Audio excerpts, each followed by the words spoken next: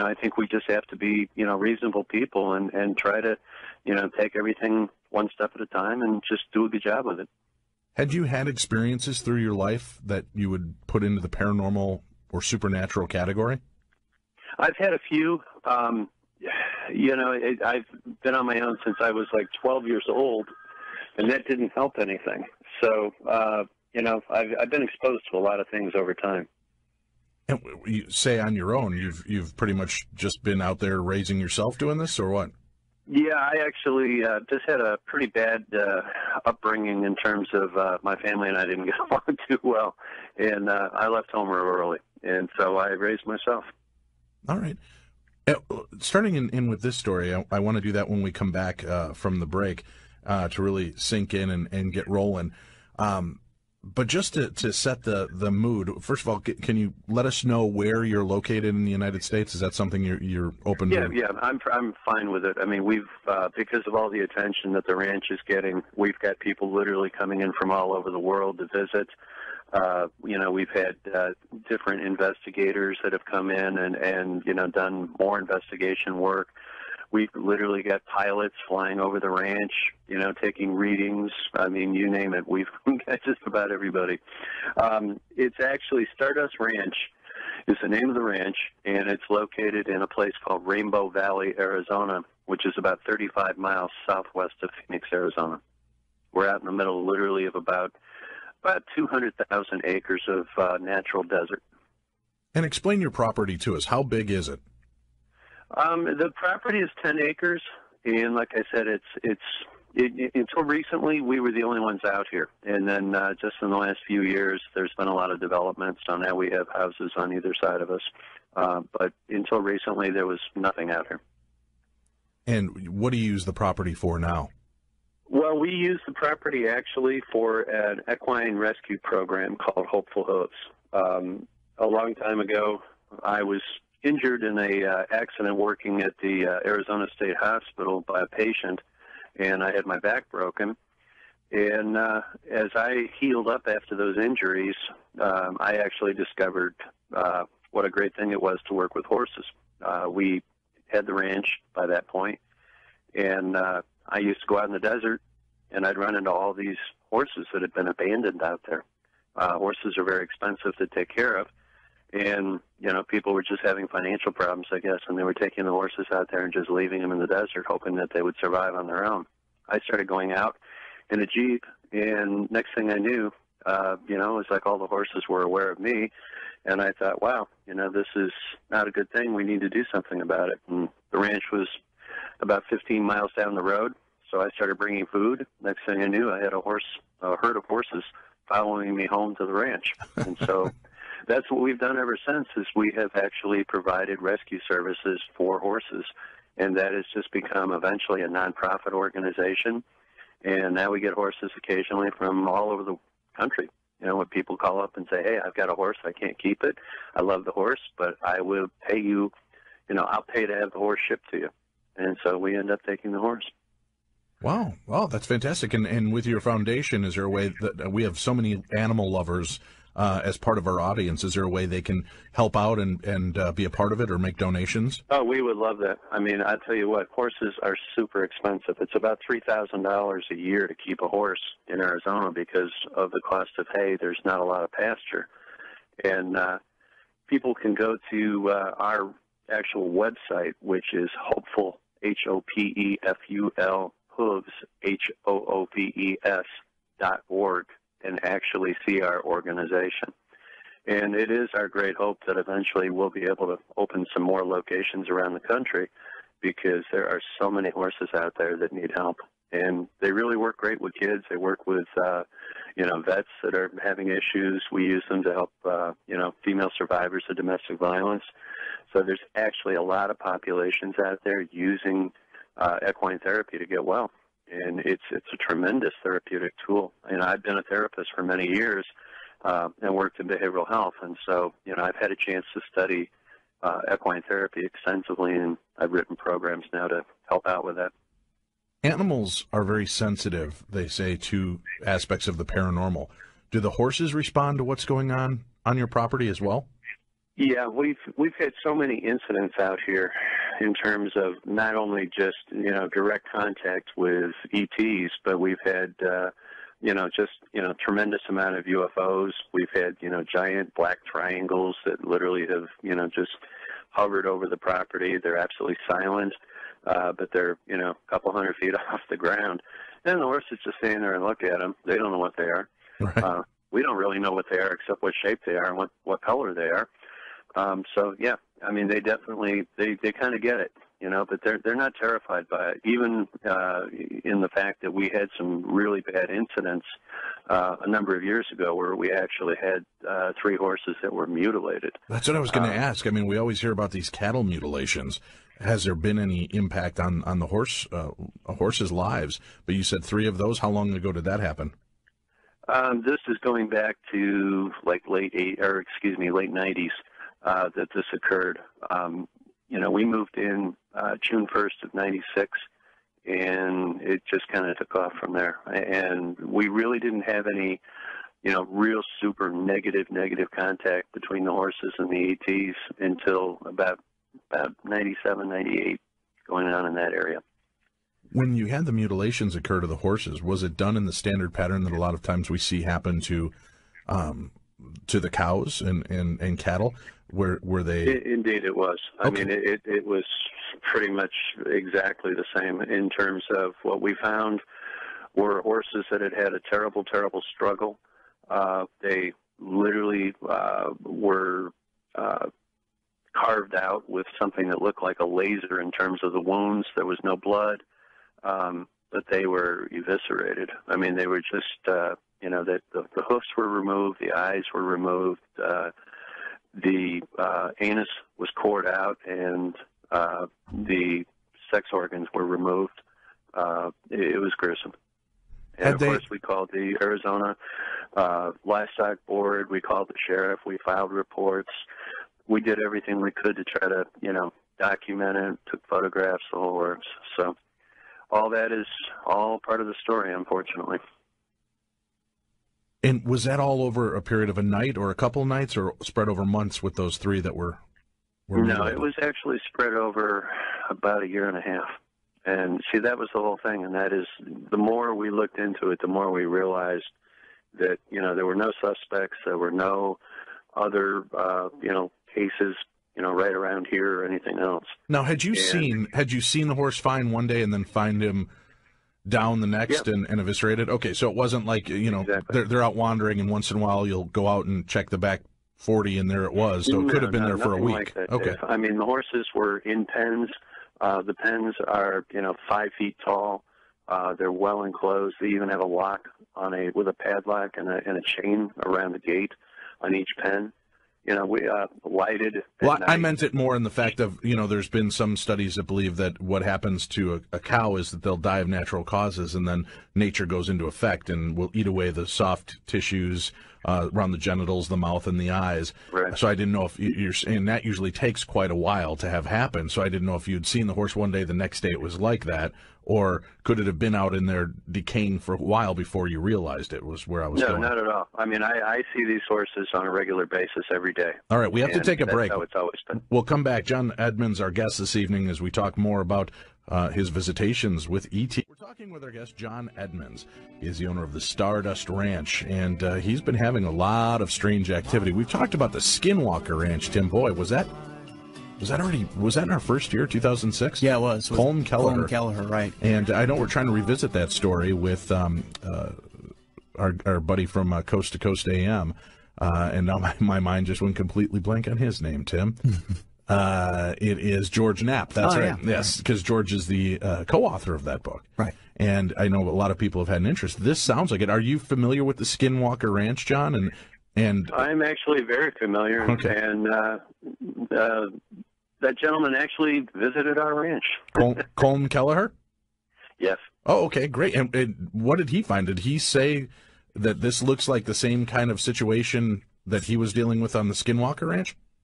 Well, what had actually happened was that Robert Bigelow's team of investigators had been out here a year or so before he came out, and there was just general talk about it. But the team came out, they talked to us, took us out for dinner. We had a nice dinner, and they were interested in it, but there hasn't been any follow-up. So honestly, I don't know what he thought about it.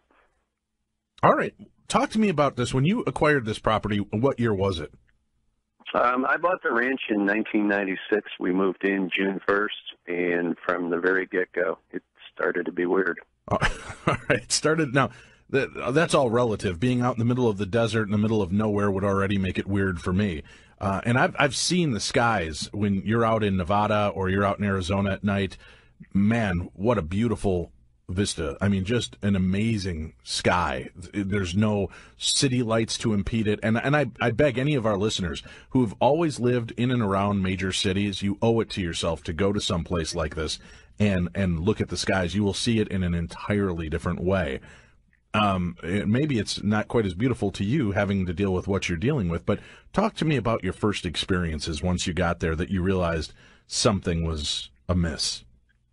Well, we had looked around for a couple of years, and it was hard to find some place that was really kind of far out of the city, but yet there was still a means of being able to go back into the city to go to work. And both my wife and I were professionally employed, working in behavioral health, and so we needed to be able to, get back into the city quickly and go to a regular job. This was about as far out as we were willing to go so that we could still do that. But literally, the day that we moved in, the people that had been living here left all of their stuff behind, and we never saw them again. And I called the realtor that I bought it from, and I said, hey, bud, there's a problem here. I've paid cash for this property, and guess what? Everything is still here. And he was furious, and he said, look, go out to eat, go to movies, go do whatever you can. Give me 5 or 6 hours. I'll find some way to figure it out and get them to move their stuff. And so that's exactly what we did. But we had all of our stuff in a rental truck, and we parked it on the property. And then we took one of our vehicles and we just disappeared for the day, hoping that when we came back, everything would be straightened out. Unfortunately, it wasn't. What we came back to was all of their furniture, all their personal belongings were in the pool. And it's a big pool. I mean, this is a 10-foot diving pool that's quite large, nice pool. And unfortunately, it was stacked up 3 to 4 feet out of the water with everything from appliances and furniture and you name it. And I was fit to be tied. I was glad they moved out, but that's not exactly moving out. Well, John, you got to be careful what you ask for because you just may get it, just not in the way you want it. Well, you wanted that stuff out of your house. And, I called the realtor, and he came over, and he saw it, took some pictures. He tried to get hold of the people, never got hold of them again, never heard another thing. And I ended up spending, the weekend dragging all this crap out of the pool and parking out in front of the property. And gradually people just, drove by and picked it up, and it disappeared. But the next thing that happened that was really, really strange let me reel you Monday, back. John, my wife went back to work. John? And, yes. Real quick. So you assumed then that the family had just come and thrown it in the pool, or that... We didn't know what to think. I mean, I know the realtor didn't do it. I mean, he was a little guy. There's no way he was going to pick up all this stuff and lug it out and throw it in the pool. Plus that didn't, end the problem, because then now it's in the pool, and I'm still angry. Right. So, it doesn't get past anything. Right. Well, I just know the clarification. People are going to be going crazy. Well, who did do it? So at that point, you still have no idea how it all got in the pool, but you're probably assuming the family or somebody did this, right? It's some kind of... Well, it didn't make any sense. I mean, this is all nice stuff. I mean, it wasn't like a bunch of old junk. This wasn't stuff that you would cart off of the Salvation Army. This was stuff that if you were going to get rid of it, you'd have a big yard sale or something and sell. These are nice appliances, washer, dryer, refrigerator, the whole works. You don't just lug them out and throw them in the pool. All right. And we paid them cash for the property, and right. They get their full asking price. So there shouldn't have been any issues between animosity, us right? and them. Okay. So you get the realtor in on this. They realize what's going on. You slowly get rid of everything out of the pool, and people come pick it up and take what you want, and it's all gone. What happens next? All right. Well, on Monday, my wife goes to work, I stay behind, and I'm trying to arrange all the furniture and stuff that we moved out of the truck. And about, I don't know, maybe 2 o'clock in the afternoon, I'm kind of taking a break, and I see this man who is kind of a scraggly-looking, kind of just weird-looking guy, dressed in cutoffs, and he's got like a army shirt on with the sleeves cut off, and it's open, and he's got a T-shirt on underneath.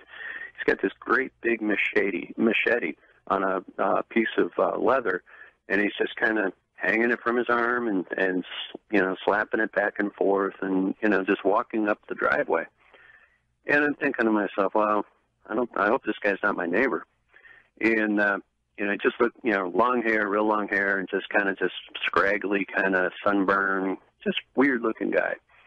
And I walked outside, but before I did, I stuck a .357 Magnum down the back of my pants just for protection's sake. And I walked out, and I asked this man what he wanted. And I said, "Sir, you're on my property. What can I do for you?" And he looked at me, and he goes, "Well, who are you?"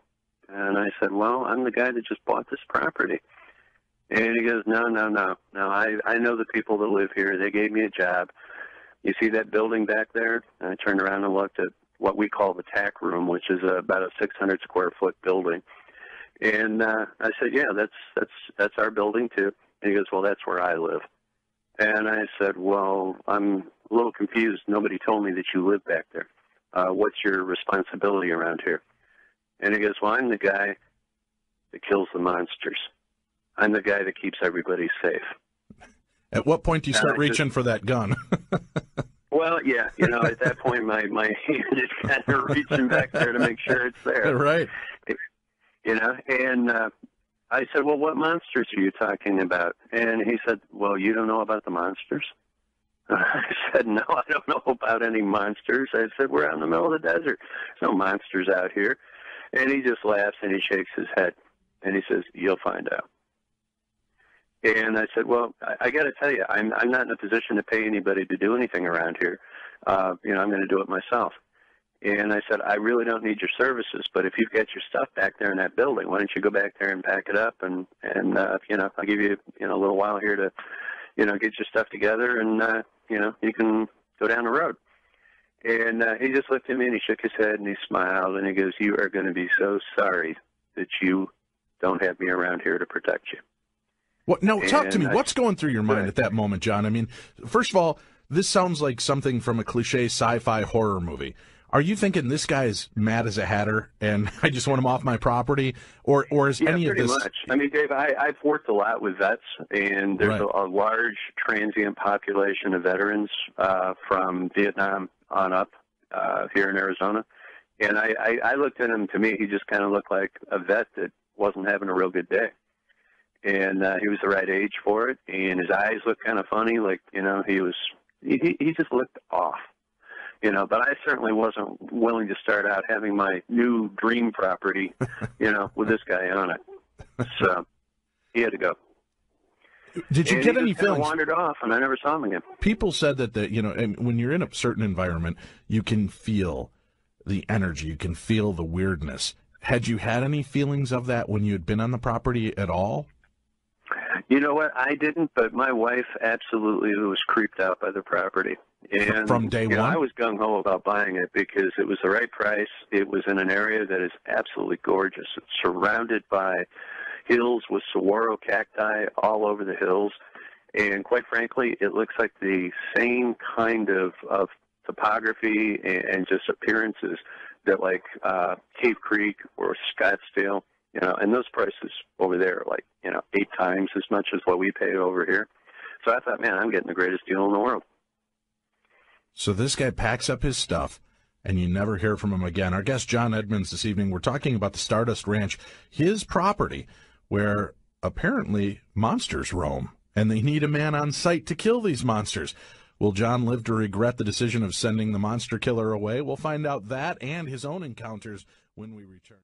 But the day a scraggly-looking minor 49er dude comes walking up my driveway with a machete hanging from his arm and tells me his job is to kill the monsters, On your property. On the property I just purchased. My dream property. Uh-huh. Well, first of all, dream property is subjective.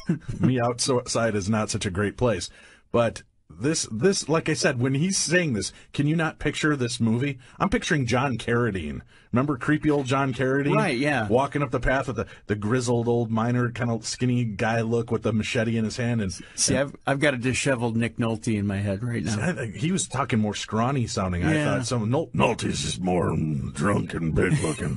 But this guy, I'm just picturing him, the old John Carradine wagging that creepy bony finger saying, "You're going to regret sending me out." Oh, God. Right? Yeah. You got this sounds like a horror movie in the making. Mm-hmm. Our guest, John Edmonds, is talking to us about his experience on his ranch after he purchased it. You had never gone out to that tack building, John, to see if somebody, if there was anything left out there as well, so you had no idea this guy was taking up a home in that area? Dave, I didn't. I tell you, this is the real weirdness of this whole thing. I was smitten with this property when I first saw it. I'd been saving for a horse ranch ever since I'd left Chicago, or actually left Evanston, Illinois, where I'm from. That was like since I was about 8 years old. And, I was like 35 when I bought this property, so I'd saved up a bunch of money. And, I took one look at this place, and I said, man, for the money, this is a steal. And Joyce looked at me, and she goes, don't you want to, check it out first? And I said, what's to check out? It's a nice house. It's got a pool. It's fenced. It's got everything we need. It's got a tack room. It's got a big hay barn. It's got a guest house. It's got a creepy caretaker that kills monsters. Yeah, you've got everything. Of course, I didn't know about the monsters, but I got to tell you, I'm so bullheaded that even if I'd said that, if somebody, well, he did tell me there were monsters, but I mean, if he had been somebody that was more legitimate to me, it wouldn't have mattered. I'd have still bought it. All right. You send your creepy caretaker away. He never returns. You've never heard or seen of him again, right? No, I haven't. But I got to tell you, they found 48 bodies out here over the years. So he might have been one of them.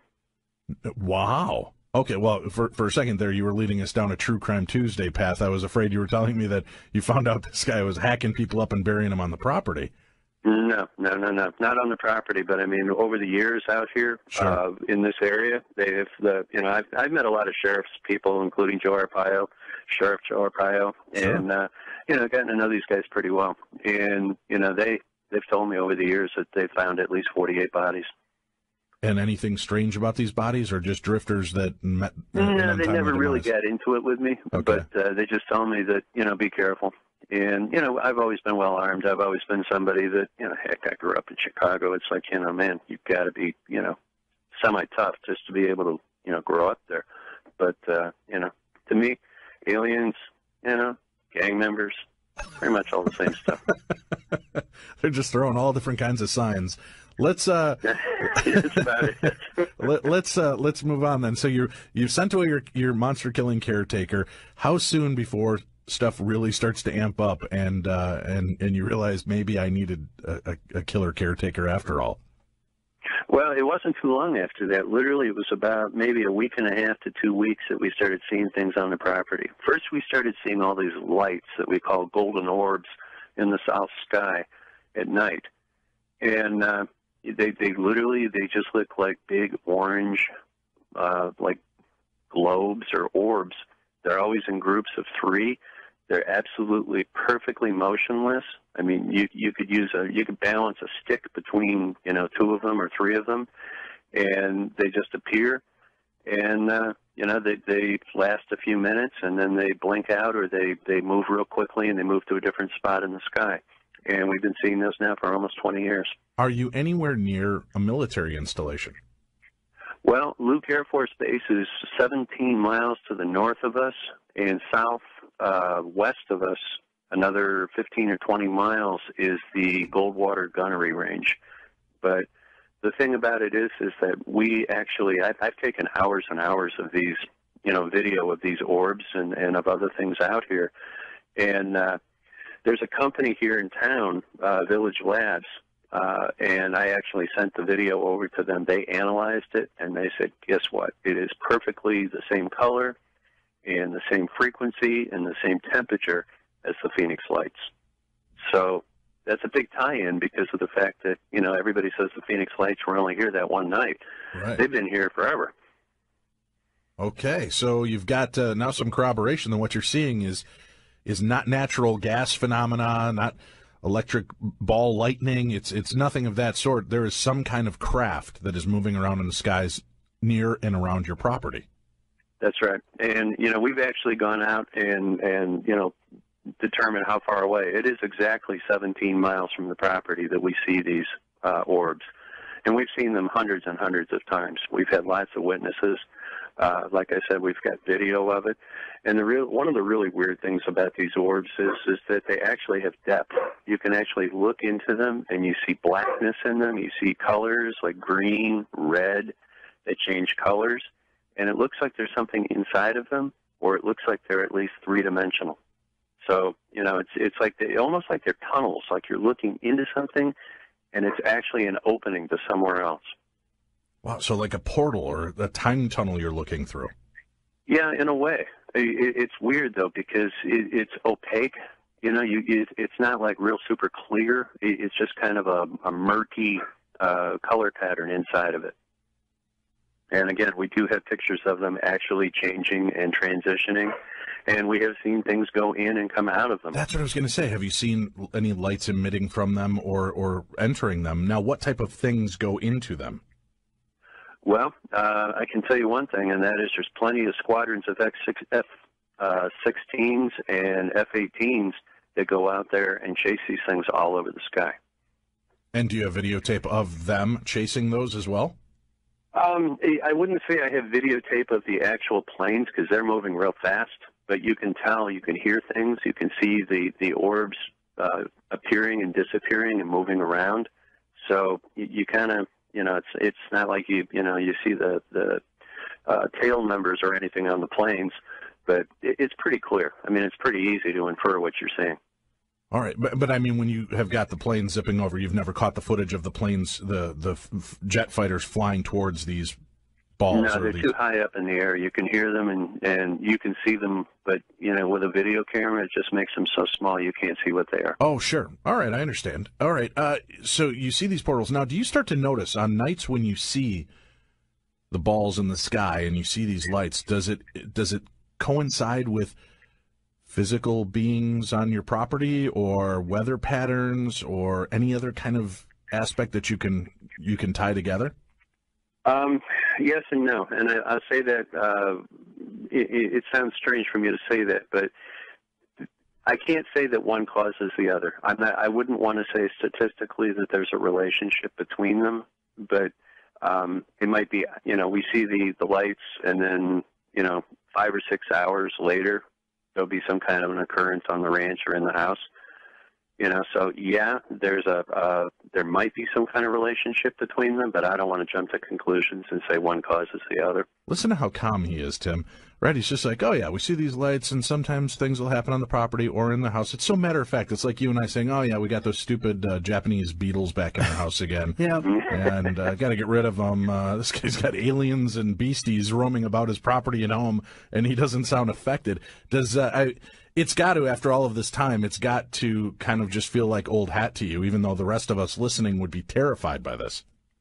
Well, I'm a clinician. I'm a therapist. Mm-hmm. I have worked in some of the most exotic jobs that one can do in behavioral health, from working with, people that were serial killers to people that were, just really serious criminals. And, I used to be one of the guys that when something would happen here and they needed to have somebody go talk to like a shooter on the roof, I was the guy that went and talked them down. So, I've done some pretty radical stuff in terms of, facing danger. And I learned a long time ago that, you have to detach yourself from it. You have to emotionally separate yourself from the moment in order to be rational and in order to have, all your faculties in place so you can deal with it. And it just seems like the worse things get, the more rational I become. Wow. Well, I give you a lot of credit, again, with what you're dealing with. Of course, we haven't really gotten into anything more than seeing some lights in the sky and jet fighters tearing off after these lights. What happens next starts to change your paradigm, I'm guessing, when you start to realize that it's not just in the night skies that you have to keep your vision, but as you alluded to, that things start to roam the property, things start to enter your home. We'll talk with our guest, John Edmonds, about that when we return. We've got to take a quick break. We've got so much more coming for you, right? Let's get back to it. John Edmonds, our guest, the Stardust Ranch, a location very much like the Skinwalker Ranch. So many different types of activity taking place there. John was just beginning to talk to us about these lights that would appear in the sky and almost seeming to be type of portals, jet fighters chasing after them. And how does it start to progress from just lights in the sky? I mean, are they ever flying directly over your property, lighting up your property? No, not really. I mean, the jets fly over. We also had Apache attack helicopters. We've had, you name it. I mean, the military really has been, especially in the beginning years, was very prominent out here. When there was nobody else out here except our house, the military had a pretty strong presence. But that changed over time as it began to get a little bit more in terms of other houses and people out here, a few businesses out here. The military is pretty much, they're not as obvious anymore. All right. Well, and it's not unheard of for the military to fly exercises over the desert areas. And as you said, I mean, you're in the middle of nowhere. So most of these places would be places that would be safe for them to fly over as opposed to flying over Phoenix, right? I mean, this is... Yeah, but I mean, we used to get squads of these attack helicopters that would be, 60 to 80 feet off the road, and they would fly directly down the road and go south in the early evening. We had drone aircraft. When they were first developing the drones, literally I'd be out watering the horses and I'd be standing there with a hose, pouring water into a barrel. And, 30 feet behind me would be a drone aircraft. And it would just be literally hanging there. And see, I never knew that they could actually remain stationary. I thought they always had to remain in motion. But these things, they could just stop perfectly and hover like a dragonfly. All right, and I'd turn around and see the thing, and then it would zoom off. You see these in the sky, and the fighter jets and the Apache helicopters. Was there ever any firefight, or was it just them seeming to be chasing something? I never saw them launching any kind of weaponry. I didn't hear any, machine gun fire, cannon fire, or anything like that. It looked like they were just literally just trying to keep them in their sights and use them, something to be able to pursue. I think maybe they were given orders to not attack them because of the fact that, they couldn't hardly even keep up with them. Have you ever contacted the military installations close by to ask, hey, just out of curiosity, what's with the helicopters going over? Yeah, I did. I used to do a lot of reporting for something called the Cause website that was run by a guy by the name of Peter Gersten. And Peter Gersten was what they used to call the UFO lawyer. And so, I used to check out a lot of these stories, in this area. And, the Air Force always, it's always the same thing. No, we're not going to acknowledge anything. There's nothing going out there. There's nothing going on. Nothing's leaving the base, blah, blah, blah. So you never get a straight answer out of those guys. I would think it would only behoove them to say, oh, yeah, we were just flying a low-flying military exercise. Sorry to have bothered you, sir. That would alleviate pressure and fears, right? I mean, because then you're like, all right, I understand. And if the government was smart, why wouldn't they do that and then just admit, you have such a large portion of property around you that's unused desert, so we use that area as military test sites and flies and do this for situations. So we've, got it. No worries, sir. We'll alert you if there's ever a problem. That would, I would think, allay a lot of fears, right, for people in the area that might be experiencing something weird like this. Dave, I think you answered your own question when you stated if the government was smart. Oh, you get it here on Fox. That's right, folks. We've got more updates on the government that way. All right, you see these lights, you hear these things going on. When do you begin to, well, I guess, what is the next progression of activity that starts to sweep over your property? Well, something I want to add to that real briefly, and that is I used to ride out as soon as I would see these orbs because I was concerned. People would say, "Oh, they're going to be like flares." Look for a parachute. Look for stuff like that. I was scared to death they were going to set the desert on fire and burn everything down, and so I went out specifically to check that out. And none of these things ever came down on the ground. It never set the ground on fire. There were no fires. So as far as being flares, no. So I just wanted to point that out. And where you were seeing these orange balls and these lights in the sky, there's no chance that those were from a golf course and they were those party lanterns or anything like that was going up? Because I know the orange ball lights have been now debunked, as I'm sure you know, looking into UFO claims. A lot of people are putting up those little tea light balloons, if you will, and they look like an orange ball of light, and they'll go up in patterns of 2 or 3s, and they'll hang, and they'll kind of go on the same jet stream and float side by side, which a lot of people thought wasn't possible, but they've been able to recreate those experiments pretty easily. So you're sure that is not true? These things are the size of a Greyhound bus. All right. It just might be really big tea lights. No. Okay. So you've got these massive craft floating over. And again, do you hear anything at all? Is there a low humming, a droning noise? Anything from the craft, not the military craft, but from the UFOs? No, nothing at all. I mean, they're perfectly silent. It's almost as if one dimension has been superimposed on another, because you can clearly see that there's activity going on with these objects, and that they are they don't seem to be. It's like they're here, but they're not here. I don't know how to explain it. It's as if they're on fire. I mean, they literally look like they're on fire, but you don't hear anything, you don't smell anything, there's no residue, nothing. Have you noticed in that case then perhaps a lack of sound overall? I know some people have claimed that during UFO encounters everything is silent. It's like you don't hear a dog bark, you can't hear a cricket chirp. It just suddenly, it's deadly. That's true. That is very true. You know, I never thought of it until you said that, but there's absolutely no sound. In the desert at night, there's a lot of sound. And when these things are active, there's nothing. I mean, you don't hear a breeze, feel a breeze, nothing. Everything stops. Oh, all right. Well, that's definitely something to consider as well. I know we've only got about 4 minutes left in this segment, but talk to me a little bit more about some of the other activity that started to amp up for you.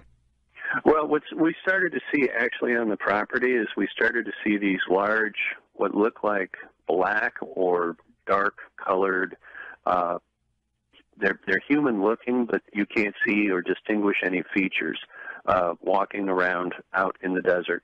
We started seeing them in the daytime, late afternoon. We started seeing them in the evening and at night. And Jimmy Church, he calls them Brillo men. So I guess they've been coined that now. But he calls them what? He calls them Brillo men because of the fact that they kind of look like giant Brillo pads, except they're in a human shape, and they have dimension to them in terms of, they're not like flat, they're not like shadows walking around, but yet they're kind of shadow-like. People have told me that maybe they're what they call watchers. I don't know. But we started seeing those out on the property and around the property, and literally these things seem to have absolutely no, they're not restricted from like literally walking through solid matter, because we actually saw them start to walk through fences and gates, and, these fences and gates are made out of metal, and they don't stop to open them or anything. They just walk right through them. Wow. And you're seeing, I mean, do they come in clusters? Is it more than one? No, just one. Just one at a time is what I always saw. My older brother was out here one time with his son, and they thought that they were going to hurt the horses. And so my brother pulled out a bone-handled pistol and just started shooting at it, and the bullets went right through it. And again, no sound, but no aggressive nature back from them. It's not like they're throwing anything back at you, or there's no aggression from these beings, right? Well, the thing about it is that we weren't terrified or anything, but we were perplexed, and a couple of times my dogs ran out. Excuse me, and literally tried to munch on one, and the dogs didn't. They got right up to them and they stopped about 7 or 8 feet away, and they wouldn't go any closer. So they perceived that there was some kind of a threat. But these Brillo men, they don't seem to be afraid of anything. Okay. Creepy creatures. All right. You're still remaining pretty calm. Your brother's taking shots at them. Bullets are not penetrating or affecting them. Is there, at any point, are you thinking, you know what, maybe I move into town and I become a plumber? Well, my wife she was pushing even harder the whole time. She's like, John, you moved us out to, some hellhole, and why did you do this to us? And it was starting to cause some negative energy in my marriage. And, I sat down with my wife and I said, look, Joyce, we spent a lot of money on this place. And you know what? There's bad stuff here, but, I think we can overcome it. We're strong people. We love God. We're faithful. We should be protected. This is a good test. Let's just stick it out. And, my wife just kind of put her hand over her eyes and walked back in the house and said, yeah, whatever. And, that's kind of how it's been. All right, John Enben's our guest as we continue talking about the Stardust Ranch in Arizona, the property that he owns that seems to be a portal of lights in the sky and dark figures moving about his property and so much more. We'll find out all about that next. All right, John. Brillo men, dark shadows, lights over your property, a rift starting to happen between you and your wife. This is a lot of stress and pressure for a new property and a new beginning to something you've always dreamed of having. Well, Dave, it really was, and it just, I kept trying to pass it off and just say, yeah, well, we live out in the middle of nowhere, and, when you're in a new place, you just kind of got to get settled, and hopefully things will get better, But I had called the phone company and asked them to come out and put in a phone for us, and they made an appointment, but then the guy didn't show up. And I thought, well, that's weird. So I called the phone company back, and, I kind of, gave them a hard time about it. And they said, we don't have anybody that will come out there. And I said, what do you mean? And I said, I'm within your catchment area. There's no reason why I can't have a phone. And they said, it's not the location in terms of where it is, it's the place itself. And I said, well, what does that mean? And the lady on the phone told me, she said, we can't get any of the workers to come out there. And I said, well, I got to have a phone. And I said, I'm entitled to a phone. I'm willing to pay for it. You guys have to hook it up. Otherwise, I'm going to have to bootleg it or something, and I don't want to do that. That's not legal. And so, finally, they made another appointment, and this guy showed up in a truck, and he gets out of the truck, and he is absolutely scared to death, shaking. And I'm like, I go out there, and I'm trying to be friendly to the guy. Hey, do you want a bottle of water? What do you need? A cookie? I mean, come on. And the guy says, you don't know about this place, do you? And I said, what do you mean? And he said, do you know how much stuff has gone on this ranch? And I'm like, no. And he proceeds to tell me about the history of the ranch and the fact that they drew straws at the phone company to decide who had to come out here. And so that's how I ended up getting my phone. So what does he? But the guy, what does he start to tell you? Place. Okay, what is the history that unfolds when the phone company comes out there? The people that built the ranch originally back in 1977, they literally just started with bare ground, and they built the buildings. And then when it was time to move in, the wife told the husband, no way, not moving in there. Place is creepy. Don't want it. Going to get a divorce if you force me to move in there. And so the guy put it up for sale. And so he never even lived in his own house that he built. So his dream never was fulfilled either. And it just got crazier from there. The next people that bought it apparently were a family that was a family from Mexico that ended up running what they call it's an operation where they fatten up calves and they turn them into cattle, and then they sell the cattle. And that's, a traditional ranch. And they did real well with it. They made a bunch of money. They kind of put in more different attributes for a ranch. And I guess it did pretty well until one day the son sat down in the living room the day before his high school graduation, stuck a gun in his mouth, and blew his head off. So that had a real negative impact on the family, obviously. Yeah, no and understanding. From there, I guess they fell apart and they moved. No understanding of why the young man did that? Nobody's ever been able to tell me any kind of answer. Nobody knew why. The kid was successful in high school. He was an athlete. Everybody loved him. And there's absolutely no good reason. And then the family just literally fell apart and lost the ranch after that. So the ranch ended up going to sale, and it was bought by a bunch of guys that turned it into a place for a militia. And so it kind of became, I guess, like a biker hangout. And, for a couple of years there, it was occupied by all of them. And they had run-in after run-in with the local police, the sheriff, and eventually they all got run off. And again, the place was empty. So then it was bought by people that... Go ahead. When it was the militia headquarters, when they were the biker gang hanging there, was there any death or murder associated with the property at all at that point? I don't know. I heard a lot of bad stories, but I was never able to, be able to confirm or deny any of them. Okay. Apparently after that, it was bought by some other criminals, and it was turned into a whorehouse, and it was also turned into off-street or off-track gambling. And the reason we know that, as the phone company guy pointed out, and that there's like 27 phone lines running into the property. And most people don't have 27 phone lines. So it was used for all sorts of weird stuff before we got it.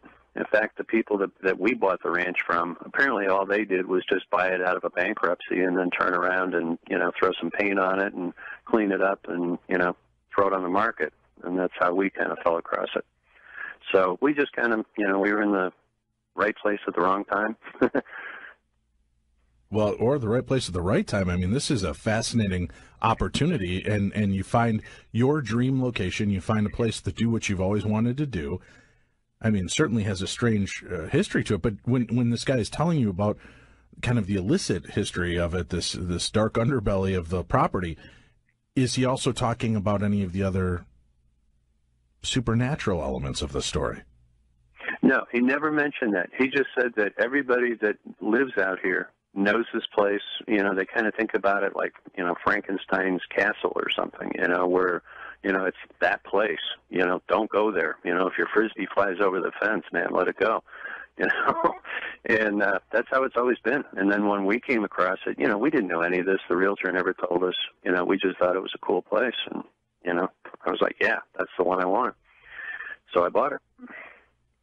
Okay. It's absolutely bizarre. I mean, that's a lot of history to come into this kind of location with. And once you kind of had your eyes open to all that took place, and you start to realize that, everybody that's been there has had kind of an unstable atmosphere or violence and death, suicide, things like that. Is this at any time starting to make you feel like, well, you know what, maybe I should listen to the wife. Maybe we need to leave? No, actually, it just made me that much more stubborn. I'm really, really bad about being stubborn. I mean, I just, like I said, I raised myself on the streets, and anytime anybody ever challenged me or gave me a hard time, I just fought them until I won. And to me, this was just another example of it. And I was determined. I was like, and I've been determined the whole time. I have never been anybody to get run off from anywhere. And I sure as heck was not going to let a bunch of little alien ET, so-and-sos run me off my own property. But at this time, are you believing that it truly is alien UFO nature? It's not just military things going on?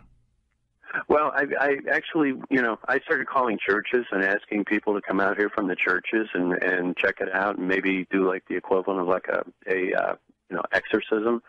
And we had, folks come out here from the Mormon church, because there's a lot of Mormon churches out here. And, really nice people. They came out here, and actually they were so scared that they skedaddled out of the property in the middle of the ceremony. So, I mean, it's just one of those things. I tried to do everything that I could do, that I could humanly think of, to find ways to try to either get more information or to try to combat what I felt was a negative force, that my wife was feeling was a negative force, that everybody else was telling us was a negative force on the property. And, it's really interesting, because just recently I had a gentleman come out here that deals with ghosts and with spirits and all that, and he confirmed for us and even wrote a report. A guy by the name of Daniel Teague, who does Vega star healings, and he came out here and he said, John, you have as many ghosts on that property as most really old museums. You have over 500 ghosts on the property. At any given moment, you have at least 60 ETs, and you have 3 long-term resident spirits that live on that property with you. Well, that might be time to start charging rent, John. I'm just throwing that out there. We've got Ascension Code. We'll continue talking about the Stardust Ranch, finding out more about the creepy history, the encounters they had. And at what point did John start to feel like there was something more malevolent and dark on the property? What was going on, and what were the encounters that began happening in his home? That's coming up next. You want this property. What was the dark side of the story? I mean, was there a malevolent nature to these things being around, or did it not really frighten you, but it was just more fascinating, the things that they were doing? Well, I would tell you that in the beginning when I started seeing things, I actually thought it was kind of cool. I mean, I was like, wow, I bought this place and, we're seeing all these lights and stuff. And to me, it was just kind of like, it was real interesting. I was curious, and I thought maybe I'll get a chance to see a real UFO. Well, I had no idea that I was going to not only get to see real UFOs, but I was going to start dealing with ETs, like person to person, in my face. And the gray aliens literally began to show up here on the property, and you could see them. Now, I didn't know what a gray alien was. I didn't know what any kind of alien was. I never in my life ever wanted anything to do with the paranormal. I always tried to, whenever I came across anything that was paranormal, I always tried everything I could do to try to explain it away, find a rational reason, the whole works. And literally, we started seeing these beings on the property in the house, and they were terrifying. And I wasn't terrified, but my wife was terrified, and I was very upset that she was terrified. And there was no way to communicate with them. They literally would just show up either in the master bedroom late at night. They would show up on our sun porch. We just started seeing them. And describe them to me. How tall were they? How fat, skinny? What did they look like? Big head, big black eyes, tiny mouth, little nose, skinny neck, anywhere from 4 feet to almost 5 feet. They have long fingers, but not human-like fingers. Feet, but not like normal feet. No real clothes. And how do they move about? I mean, do they walk like you and I, or do they float? Do they fly? Do they just seem to transport from one spot to another? They literally seem to, I know they can move like normal, like bipedal locomotion, but they don't really seem to do that. They just kind of move from place to place, almost as if they're displacing, the area that they're in, and they just go to the next area. And that was one of the ways that actually made it kind of easy for me to interact with them when it became time to literally have conflict with them, was because I would just predict where they were going to be. It was like somebody throwing a football, and I just had to meet the football. So I got to the point where I could tell where they were going to be approximately, and I had a samurai sword given to me by somebody, and they said, sounds to me that's the best way to deal with them. You live in a brick house, so you don't want to be shooting things, and have to worry about bullets bouncing off. Stick with a samurai sword or a baseball bat. So I got both of those, and I kept them handy. They were very effective. Well, it doesn't, and I know we're going to get into that aspect of the story later, but doesn't it seem weird that these creatures can come from wherever they are, they can enter your home and move about freely, do these things, but they're susceptible to a bullet, a knife, or a baseball bat? Well, yes and no. I mean, there's actually a gentleman by the name of Robert Michael Collins who did a great analysis of how they move that's actually available on several different websites. And, he actually talks about the physics of it. He's actually observed these creatures himself, not on our property, but on a different location in Ohio. And, he knows exactly how it works. So that information is available, but it's pretty technical. You see these moving about in your house. Your wife is witnessing this. They're coming and going. Do you have any physical altercations with them? Well, and that's what ended up happening, was that my dogs at the time tried to attack They always show up in threes, by the way. They never show up one at a time. And my dogs, I had Rottweilers at the time, and they actually went after one of these creatures. They pulled it down on the floor and started to just tear into it.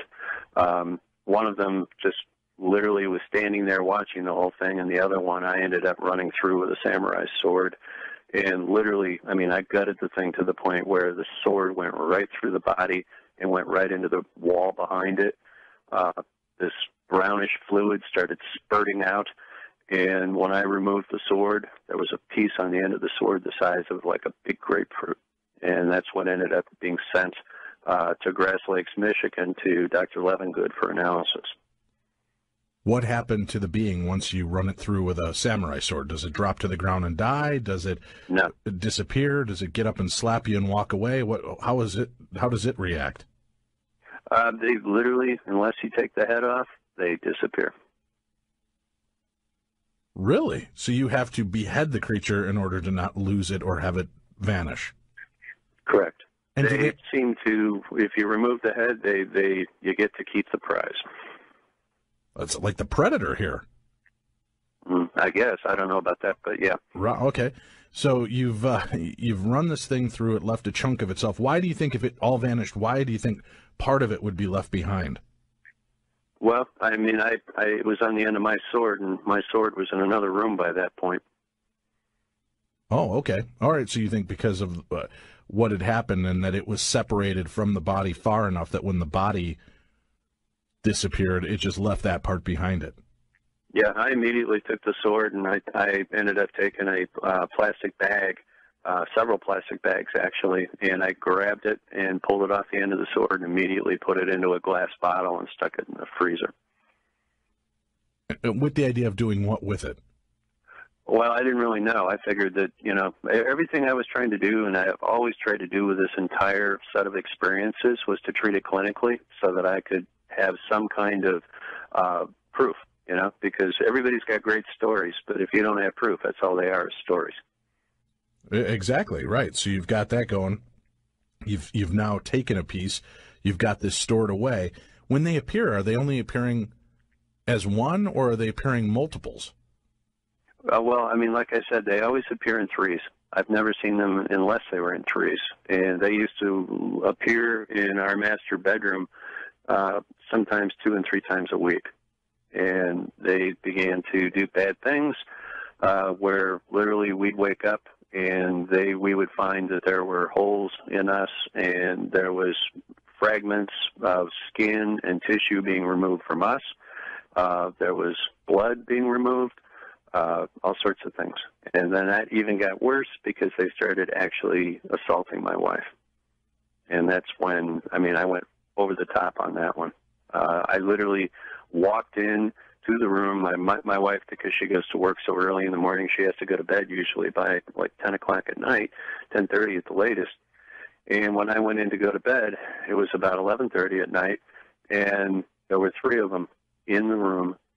My wife was levitating about 3 feet off the bed, and they were touching her and trying to do things to her. And I grabbed the sword, and I just literally cut them to ribbons. And is that when you learn that by beheading them, you get to keep the prize? That's right. So you beheaded one of these aliens, That's right. And you've got the full carcass and remains? I do not. It was removed from the property, and at this time it is out of state. Let's just put it that way. I'm really not, until I'm given permission to say so. I can't really say where it is. But you're in control of it. It's not on American property, even though it is in the continental United States. Okay. Now, but you're the one in control of it. It wasn't taken from you. The aliens didn't come collect it and flip you off and take off in their UFO. You took responsibility for this body and where it went. That's correct. Okay. And I know you're not at liberty of exactly saying where it's at, but we've got about a minute and a half left in this segment. Can you tell us what conclusively can you tell us about this find? Who the organization or people that have it, are they able to determine what it is, where it is, how old it is, anything like that? in terms of what's really strange, and that is that Dr. Levengood and his wife, after they received the information, within a very short time after that, about 6 months later, both of them mysteriously died. Wow. Now I'm wondering about doing the rest of this interview, Tim. I'm going to have you walk me to my car. That's chilling. We'll talk about that. We'll explore more of that aspect of the story. We'll continue to talk about the other aspects. And when we come back, I've got a couple of harder hitting questions for you, John. I don't want people to think I'm snowballing you the whole time here and or softballing you the whole time and just buying into everything blindly. There are some things I just need to know, and especially, I know you've kind of covered some of these points through the last hour and a half that we've had together. But, there just seems to be some very strange aspects of this, and I'm wondering, do you feel that they were manipulating or changing you? Were they making you stay on this property, making you feel this allure and this attraction? Was it because they were actually the ones in control? And once you start taking out these aliens, how do they start to respond? I would guess, as you said, they'd already come back and assaulted you and your wife numerous times. At what point is it time to maybe look at getting out of this property? The Stardust Ranch, that's our topic this evening, a skinwalker-like situation. Our guest, John Edmonds, when we return. When they begin physically and perhaps even sexually assaulting you or your wife, is it not time to burn the ranch to the ground and get the hell out of Dodge? Well, it might have been. I understand being stubborn. When you got horses and you've got well over $1 million in the place, no. It just, I wasn't willing to let go. I was not willing to, all these horses that came here and had been here were abandoned, and I made a promise to God that I would take care of them and that I would stand, be a good American, be a good man, and that I was not going to back down under any circumstances, and I was going to depend on my faith. And well, let me ask you a hard. I was going to do it. Let me ask you a hard question there, then. And I know I'll piss off a big portion of our audience doing this, but you and your wife are being accosted, molested, experimented on by these aliens. Where's your God during all of that? Where is God helping and protecting from those kind of attacks? And trust me, I come from a Christian perspective. I believe, but it's in those situations where you think, I'm leaving it into faith, and I'm going to believe in God. He seems to have already failed you at this point. You're being I've never felt that way. Hurt. Dave, I've never felt that God's ever failed me. I always felt that God made me strong enough to be able to stand against any, darkness or any kind of threat, and to, prevail. And so far I have. So I don't feel like God's ever walked away from me. He's had my back the entire time. Prevailing is winning out, and I'm not being able to do these things to you against your will. They're doing things to you, medically testing you, and maybe other sexual things to you. That doesn't seem like protection to me. Well, the way I looked at it was this, and that was that what we were going through was something that not necessarily that we needed to go through, but somebody had to live through these experiences and come out the other side to talk about them and tell the story. And to be able to say that no matter what happens to you, if you depend on love, if you depend on being sacred in your marriage and good in your faith, that you can stand against anything.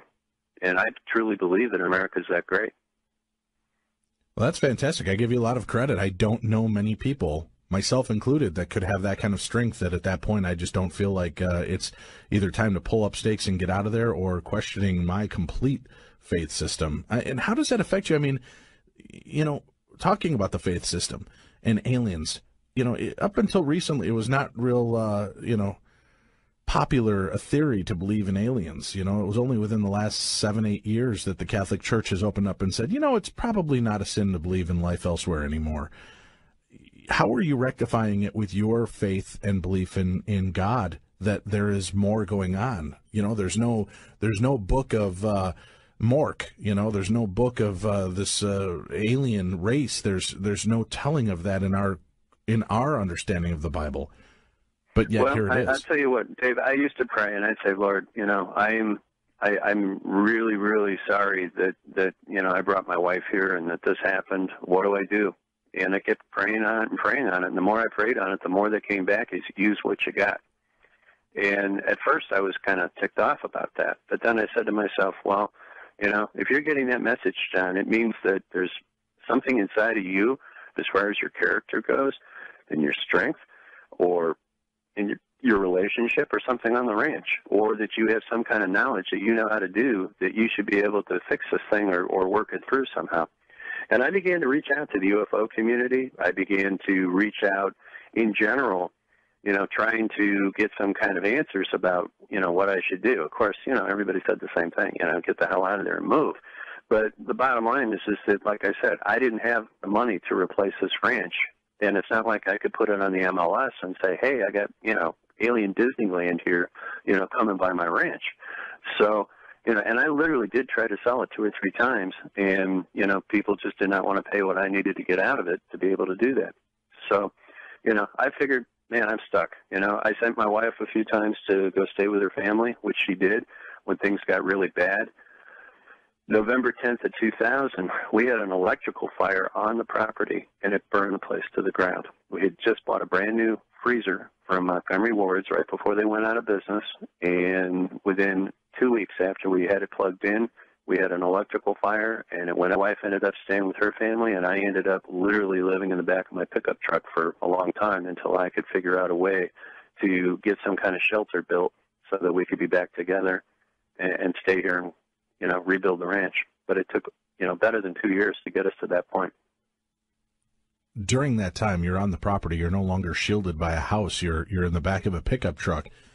Are there still things going on, or does it ever subside? Does it ever lull for a short time? Well, in terms of seeing grays, I didn't see any. I mean, it was as if when the house burned down, you know, they just said adios, and that was it for that. But we still saw a lot of lights. We still saw ships. I still saw, you know, giant black triangles. At one point, I got within 65 feet of one of these triangles out in the desert, I was chasing after a dog that had gotten off the property. And literally, I got so close to this thing that I could feel like an electric kind of hum, to the point where in my mouth I felt like I had pennies in my mouth. It was this like metallic taste.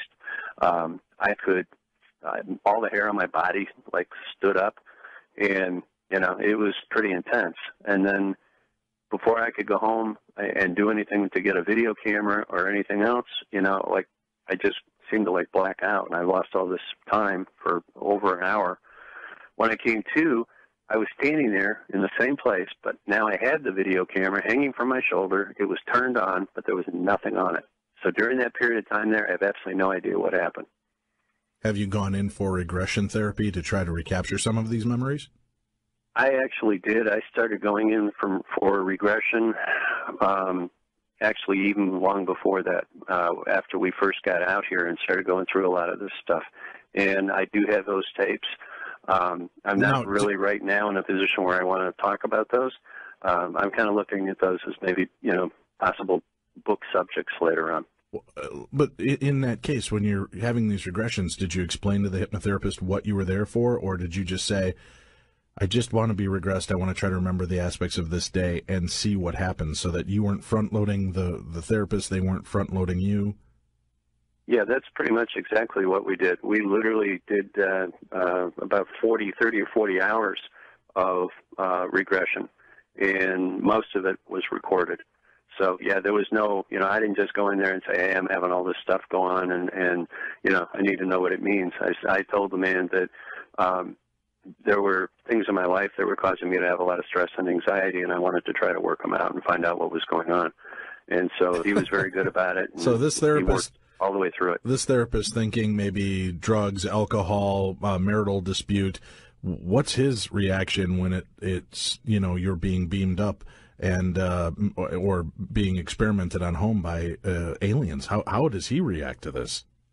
He was kind of blown away, but it was interesting because he had a long history of working with people that had actually gone through experiences similar to this. He was somebody that had come out of the Army, and he had many years of dealing with traumatic PTSD type of events. with clients. And so, yeah, he was pretty freaked out by some of the stuff that happened, because while he was doing the sessions, a couple of things happened during the sessions. You can't tease us, John. Can you give me a little taste of what happened during the sessions? I'll just tell you that literally things began to fall off the walls, and his office was never the same, and I never left the chair. And he wanted to keep seeing you after that. Oh, he was fascinated. I mean, he actually got it to the point where when he was teaching classes to some of the major doctors that were here in Maricopa County, he had me come in, and I was his subject to teach how hypnotherapy worked and, how powerful it could be. And so there were actually incidents that happened during those sessions as well. You talk about Maricopa County, Sheriff Joe Arpaio, very famous for that area, and having, I think, that tent city jail system kind of thing going on there. You've spoken to him, you know him. Has he any idea of your story, and has he ever related any kind of weirdness going on in the desert for those inmates? No, I mean, I know Joe. I've known him for many years, but I'm not like his buddy or anything. So we have never actually, had that discussion. He's got his hands full just dealing with all the rest of the stuff that goes on out here. He doesn't need all the garbage that's, come off this ranch. I was just curious if those people would be, the criminals and inmates would have been affected by similar situations if you're in that same county. We need to take a quick break. We'll come back. We've got more to discuss with our guest. What a story. What an amazing story. And I may never go to Arizona again, Tim. I'm fair warning. Arizona might be on the let's not go there list. I may not either. All right, let's take that break. We'll be back with more right after this. This is every alien nightmare you could imagine rolled into one tidy little Arizona-laden ball. We were talking about you're located in Maricopa County in Arizona. Your Stardust Ranch is out there. You've had all these strange experiences, and I brought up the fact Sheriff Joe Arpaio is well known and has that tent city kind of set up for inmates, and has certainly made a name for himself as being one of the toughest sheriffs in the world. You said that you haven't really spoken to him about this, but have other people and residents of the area, maybe even some of the past inmates, ever talked to you or approached you about these kind of situations and stories? Indeed, they have. I explained earlier that I'm a therapist, I'm a social worker, and a counselor. Right. And one of my jobs was to go out as part of some diversion therapy and go to people's homes all over this area and provide counseling and to provide services. And I would run into people that had these stories all the time. Now, the thing is that I couldn't tell them about my experiences because that would have been unprofessional to bring myself into that therapeutic situation and trade stories with them. But I did get a chance to hear a lot of stories from people that they had seen things out here. And, the whole time that I'm dealing with all this stuff on my ranch, I'm trying to, work 40, 50, 60 hours a week as a counselor. So, it was very difficult for me to be able to, maintain that professional rapport without allowing some of my stuff to bleed over onto theirs. But I always managed to do it. I thought that was critical. Eventually, in 2008, I ended up retiring from the counseling profession because of the fact that I thought I'm going to have to expose this. I'm going to have to, go to the next level. And I don't want my counseling profession and my professional practice to be affected by it. And so I did retire from the profession completely. Knowing what you know about how the mind works, how people work, how the influence of ideas and perceptions can affect others, like you just mentioned, you didn't want to superimpose your thoughts, beliefs, or experiences onto theirs. So you just had to remain objective and let them report what they were doing. I mean, that's correct. You've got this stuff going on in your life. Is there any point you're thinking, maybe I need medication? Maybe I need to look at what's going on in my life, and is stress getting to me that I'm seeing and thinking I'm experiencing these things? Yes and no. I never thought I needed medication. I really don't believe in medication. I'm a person that believes there are many other ways that are much better to dealing with emotional issues or psychiatric issues. than with medication. I think medication, honestly, all it does is dull the senses, and it doesn't teach you a way to deal with anything. All it does is create a fog that you seem to survive through day to day. But I don't really think, for the most part, that it does that much to help anybody. So, no, I never felt like I needed medication. What I felt like I needed was clarity. And, I was already being able to discern the difference between, any kind of fantasy and reality, even though it was, kind of a fine line at times here. But I felt like I never felt like I didn't have a good grip on things. My wife, she got very depressed over this. And as time went by, we found out that the exposure that she had to these ETs caused her to have, unfortunately, a fatal diagnosis. And she is now being treated for that fatal diagnosis, which was made through the Mayo Clinic here in Arizona, and she's getting better. But, I'll tell you what, my wife has paid dearly for it. I have spent a lot of years apologizing to her and trying to make up for it. But you know what? In the long run, she saw my point of view, she accepted it, and she's worked with me as a wonderful woman and as a wonderful wife to be strong and to work through, to some kind of resolution. So I give her all the credit in the world. We've heard on other shows and conspiracy theory shows that there are elements at work, whether it's shadow government agencies, big business, other independent corporations that seem to have this technology that is very invasive and can create hallucinogenic moments, can create physical ailments, and impede your thoughts, impede your memory, impede your visual sensory perception. And when you're referring to UFOs that you see in the sky, that all other senses seem to shut down. You're not hearing anything. There's nothing else going on. It all seems to be silent. You're having these visions. You're seeing these things. Creatures are coming in. Is there ever any research that you've done into this domestic terrorism idea that maybe the government is just guinea pigging and creating these experiments with you and your family? We thought all that might be possible, but I'll tell you what, in 2001, I was diagnosed with rapid onset MS. And I went literally from having no symptoms to having severe symptoms to literally going into Barrows Neurological and being tested and having MRIs done. And they said that I had plaque on the brain, and I had what looked like some kind of an object at the center of the brain.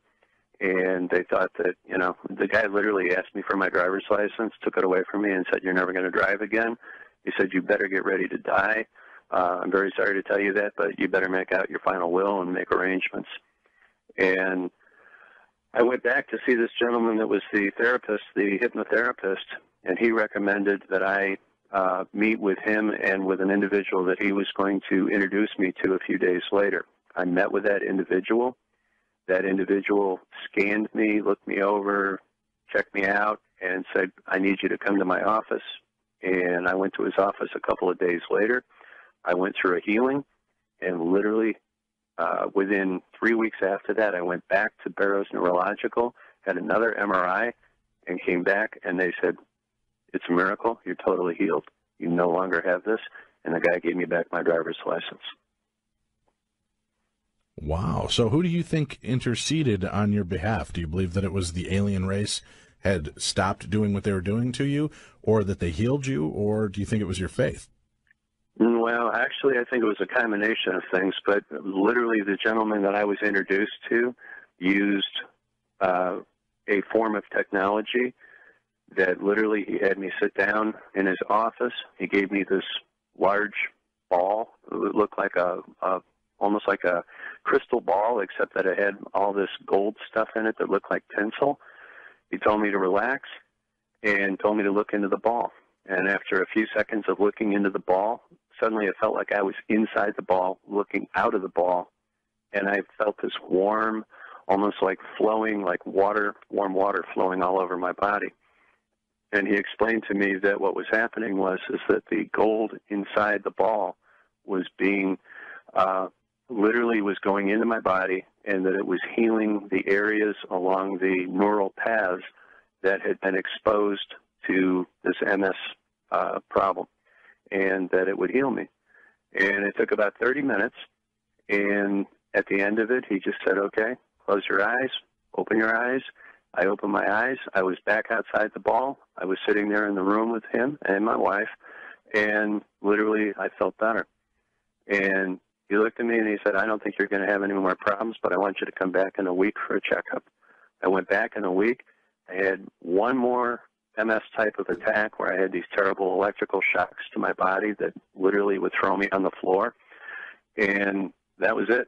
And it's been now, all these years, 14 years later, and it's never come back.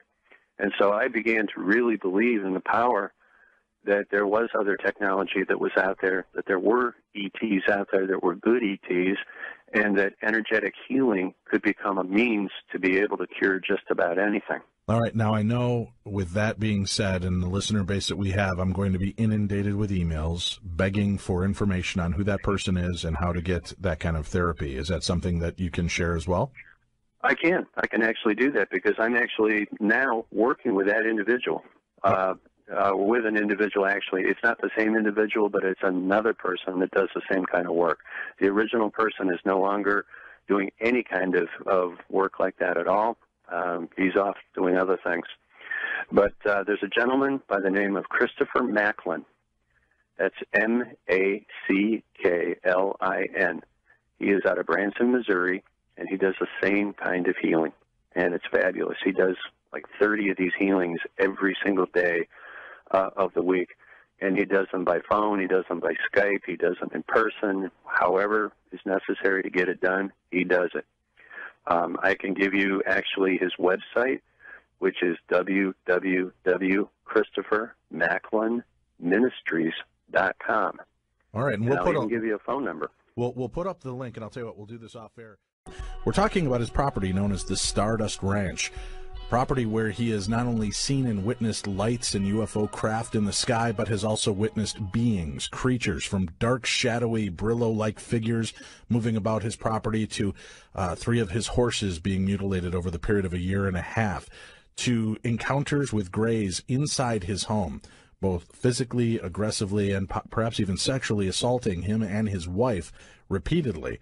This having a deep impact and effect on their physical and mental nature. John, this is a story unlike any other I've heard, and very much like the Skinwalker Ranch, but it's so much more personal with what's going on with you and your family. You've got ET activity, you've got these creatures, you've got lights, you've got ghosts. I mean, you have come into what's like a paranormal nexus of activity, just this property that's ripe with all types of different things going on. Let's Dave, that's a real good description, and as I kept trying to reach out, we were getting to the point where we were sort of literally at the end of our ropes. I mean, it was more and more looking like maybe it was just time to, just give it up and get the heck out of here. But, every time we've been, just right to the very edge of, giving in, God has sent us some kind of an answer or a solution or something to take us, to a little bit better place. And indeed, that's exactly what happened this time as well. In 2011, we had a lady that's a doctor here in Phoenix come forward, and she said, I can bring some ETs that are positive ETs to your ranch, and we can have a meeting and see if there's something that we can do to control or end all of this activity. And I was pretty skeptical at first because at that point I'd only met one really positive ET, but the fact that he'd already healed me from MS, I thought to myself, well, if he's good, maybe there are some other ones out there that are halfway decent. And so I agreed to the meeting, and she brought out these 2 members of the Syrian command, literally, and ended up bringing out, there were several other groups, Pleiadian, Andromedan. All of them came out to the ranch, and actually only 3 of them came out with her physically. The other ones literally appeared in my home as we were holding the meeting. When you say appeared, were they appearing in a physical form, or were they? Yes. Or were they a holographic they literally form? just kind of like beamed in. It was like one moment they were there, or they weren't there, and the next minute suddenly I had a house full of these individuals, and I was like, wow, how'd you guys get here? And they just kind of looked at me and smirked like, well, we don't drive around in SUVs. We got a big spaceship. And I was like, all right, well, that's pretty cool. Could we see the spaceship? And indeed, later on, when the meeting was over, we went outside, and we saw a spaceship that was a flying saucer that was like the size of a big NFL stadium in the sky. And my wife and I just looked at each other, and we were just blown away. And I've got to ask, just out of curiosity, you're in front of all of these aliens. You're having this United Nations of interplanetary characters appearing in your home to have this meeting, and you ask if you can see the UFO. Do they look at each other and roll their eyes like, oh, humans? Or yeah, kind of. I mean, it was a real rookie mistake at the time, I guess. But you know what? I mean, I'm a guy. I'm just a regular person. It's like, right. What do you? I needed some proof. Sure. I mean, for all I knew, these guys were just hoaxing me. But they beamed into your living room, John. How do you beam into the living room as a hoax? Well, I thought maybe somebody let them in. They just showed up and somebody let them in. I mean, I was trying to find any kind of rational explanation for the things that I was seeing. I understand. And I couldn't figure out anything, so I kind of had to go with what they were telling me. But they had brought things with them in terms of, samples from other places in terms of, like, valuable ore. I mean, at one point they had, like, what looked like a block of gold that was a large block of gold. And that's not like something that anybody would just walk around with. I mean, it was a big block. They had these various different stones that whenever you touch them, they'd light up or they would turn hot, they'd turn warm. They had all sorts of things. And, I sat there for about 3 hours with my wife, and we just asked one question after another, and they gave us good answers. Now, the fact that they were all wearing swords kind of bothered me. And I thought, man, this is really kind of strange. I wasn't afraid of them, but I thought, well, I got a sword, they got a sword, I guess that's cool. So at the end, when we went out, my wife and I sat outside on this, the bed of my pickup truck. I've got a red F-350 pickup truck, and I was sitting on the bed with her, and we're watching these guys stand there with these swords, 3 people with swords up, pointed in the air. And that's when this giant monster spaceship came out of the clouds. It was just like boiling clouds. It went from a beautiful July, sunny, hot day in Arizona to all of a sudden we were having black clouds. There was lightning. There was thunder. There was rain. Not just a little bit of rain, but torrential rain out of blue, just like it came out of nowhere. And in the south sky, the entire south sky was orange. And there were literally dozens of other ships. Where are the fighter jets? Where are the military helicopters and craft? You've got this conglomeration of craft hanging over your property. Why is nobody scrambling a jet to come check on it? I have no idea. Believe me, I was not in a position after I'd spent 3 hours with these guys to be asking a whole lot of really, good, logical, rational questions. I felt like a little kid. I was just like living in the second. I couldn't even live in the moment. It was the second because it was so intense. And my wife and I just looked at each other and were like, oh, my God. And then when the lightning came down, there was this huge, like, crack or peel of lightning that was orangish purple, and it came down right behind these guys. Note to self, don't stand out in a lightning storm with 3 swords sticking up in the air. Bad idea. And the lightning hit right behind this woman on the ground, and apparently it came up through her shoes, and she got actually charged by it. Now, I didn't know that until about last Thursday or Friday, because I had not spoken to her or had any contact with her in 4.5 years. And after the interview with the Project Camelot interview, somebody gave her the interview, the contact information for me, and she said, that's my story. That's my story. That's the same people that I went out to their ranch. And she immediately called me, and we reconnected. And this last Sunday, I had a reunion with those people in Phoenix. And was the idea that they were going to she brought the good aliens to try to talk on your benefit and stop the abuse and the aggression and things that were going places. Is that what was going on? Yeah, that was exactly what was going on. They did ceremony here in the house, and they literally started running some of these things out of here.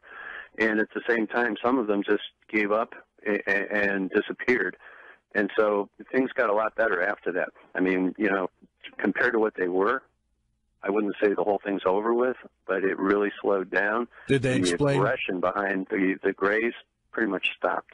Did they explain why your property was such a hotbed? Apparently, this property has something they call fulgurite, which is a mineral, and that mineral is valuable and it's useful. It's charged with electricity from lightning, and this is apparently because they call it Rainbow Valley. They have a lot of storms here, and the storms kind of go around in a circle. There's a lot of lightning here. And apparently the property is charged with this stuff. And I'd never even heard of it before. I'd never even seen it or anything. I didn't even know about it until this last weekend. And when the doctor handed me a piece of this stuff, I said, oh, I know what that is. Yeah, we get tons of that stuff out there. And apparently that is one of the attractions. The other attraction is that our property sits on one of the largest aquifers in this part of the state. And the water that comes from this property apparently is special in some way. Oh, really? So you've got quite a bit, but you have underwater or underground water there. Yes, we have a big well here, and I mean I can turn on 20 taps and still get anywhere from 30 to 60 gallons a minute out of all of them at the same time. That's pretty impressive. You've got a lot of things that would make it seem conducive for being a portal or an area of energy, just in a natural environment. You've got all these aliens that come forward and talk to you. I mean, do they look any different than you and I? Have they got 4 eyes, 4 fingers, anything that would differentiate them from our human forms? Not really, except that the 2 of them that I remember very specifically were quite large. I mean, they look like they should have been, playing on an NFL team. They're just really big, strong, real healthy-looking people. And are they living here amongst us? According to them, and I can't say this that I've confirmed it, but apparently Phoenix is an area that is it's a hotbed for ETs. They've been here for a long time, and they are here regularly. Arizona, for some reason, is very attractive to them. And, we have Sedona here. We have lots of different areas throughout Arizona that apparently have these gates or portals. And it's a very sacred place. Did they give you any idea of what the tests were that these other aliens were running on you, and if that was what was causing issues in your life?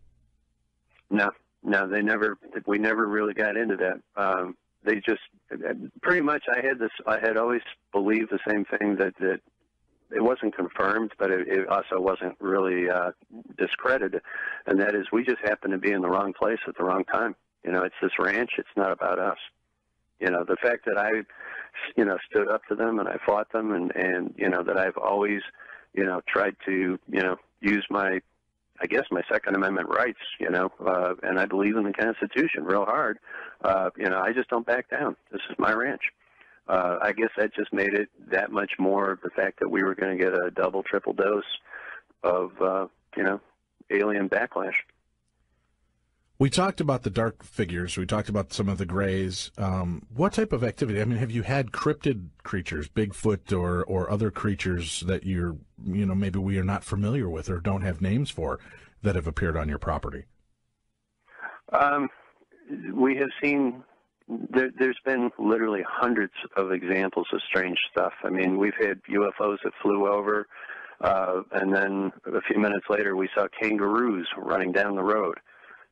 So I don't know how that one works, but it's pretty strange. I'm thinking maybe some kangaroos got abducted over in Australia, and they figured that Arizona, where we are, is kind of like, Australia, so they let them out or something. I don't know. I mean, there's just lots of weird stuff. We never, it's every single month there's something new. Years ago we what looked like a power storm. We had a real bad power failure, and then we had what looked like two Roman soldiers walking directly through the house, one with a Roman sword in his belt, another one with a big spear, and it was like in black and white, like a movie. It just literally, here we are, my wife and I are sitting in the sofa. It's totally black in the house because of the power failure. We hadn't even had a chance to reach for a flashlight, and the next thing you know, you see these two guys just walking through the house. And they had no consciousness that we were there. We just saw this like it was like a black and white movie being, shined in the living room, only in 3D. And they went in one wall. They came in from the back wall. In the back of the house, they walked through talking. You could see, trees and like literally, it was just like a movie of seeing images from another time and another place. It's just bizarre. And could you hear anything, or was it just a visual? No, it was visual, and we could hear voices. I mean, literally, it was just like a new reality superimposed in our reality. But they had no understanding of where they were other than where they were. It's not like they were experiencing anything strange. Wherever they were doing their thing, they were in their time, and they were experiencing exactly what they expected to experience. We were just the ones that had a chance to see them, in our living room doing it. They literally just walked right through the wall and just disappeared.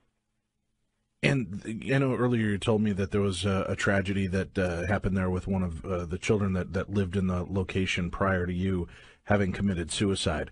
Was there ever any ghost-like activity that took place at the house that would lead you to believe that that energy or that spirit might still linger as well?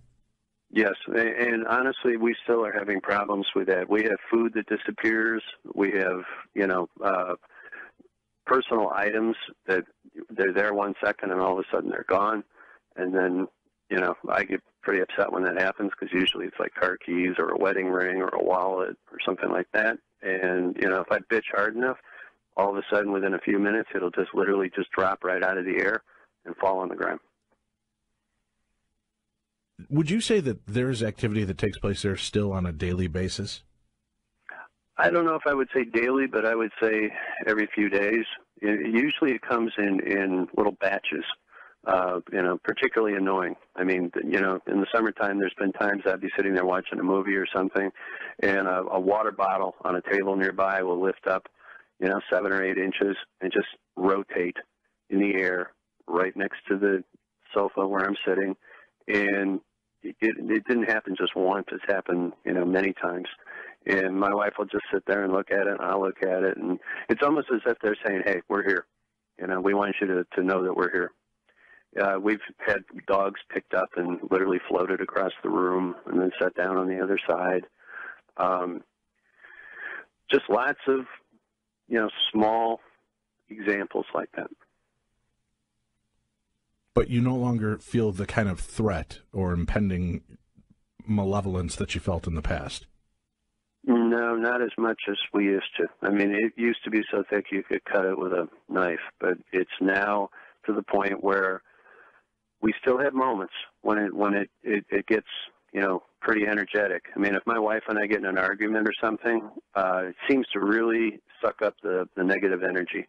And something we've noticed with people, and that is we've had a lot of visitors to the ranch over the years, and some people that maybe are not 100% well-grounded emotionally, it seems to bring the worst out in them, to the point where we've had people that just for no good reason all of a sudden would have a terrible crying fit, or, we've had people that have had terrible anxiety for no good reason, never had a problem with anxiety, and literally, got up in the middle of the night, 2 o'clock in the morning, threw their stuff in their vehicle and just split. And, I mean, literally they were running out of here in their underwear. So it affects, the ranch affects people differently. The energy on the ranch affects people differently. Some people, it seems to make them very animated and very positive and very, just to the point where they act like they've had 1 or 2 cocktails and you can't shut them off. But it's different for different people. Is this something that you would, I know you have investigators come out there all the time. Do you try to keep children or pregnant women or anything like that from entering the property so that well, I nothing don't happens do to them? that, but fortunately, we haven't had that issue. Okay.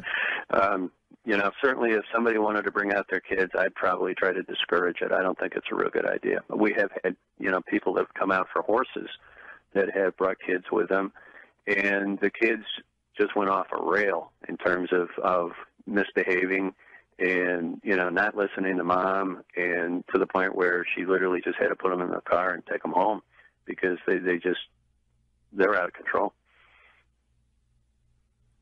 Have you, you were saying earlier that there's been a lot of testing on the energetic properties of or the energetic principles of the property, rather. Have you found that there is high levels of electromagnetic frequency, either coming from the ground or coming from the sky towards the ground? How is that being measured?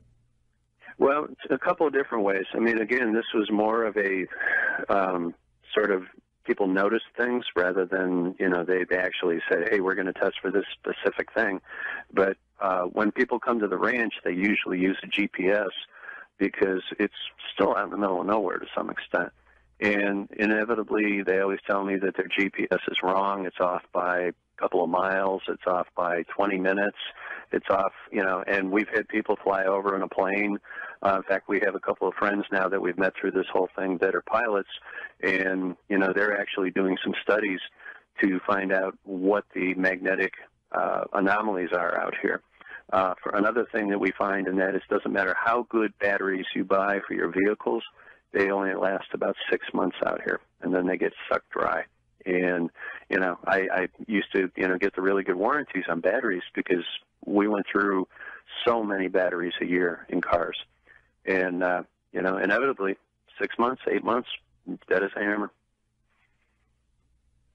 Yeah, I give you a lot of credit. I mean, you put up with an awful lot there. When they were showing you things, the special ores and the gold and such, were they willing to leave some behind for you to maintain your lifestyle and help the animals, or what? No, I didn't even ask them. I hate to say I was in shock, but I was dumbfounded. And I mean, it takes a lot to kind of knock me off my center, but I was knocked off by my center. And so is Joyce. I mean, my wife is learned to be a very rational, logical person over the years with me, and she asks really good questions.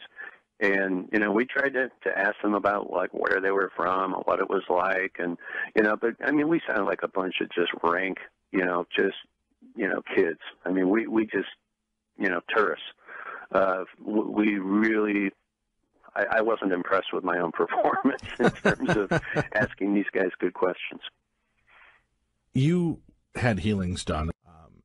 Has your wife gone there? I know that you said she's been dealing with medical maladies and issues. Was that something that was also effective for her? Well, that's the whole thing.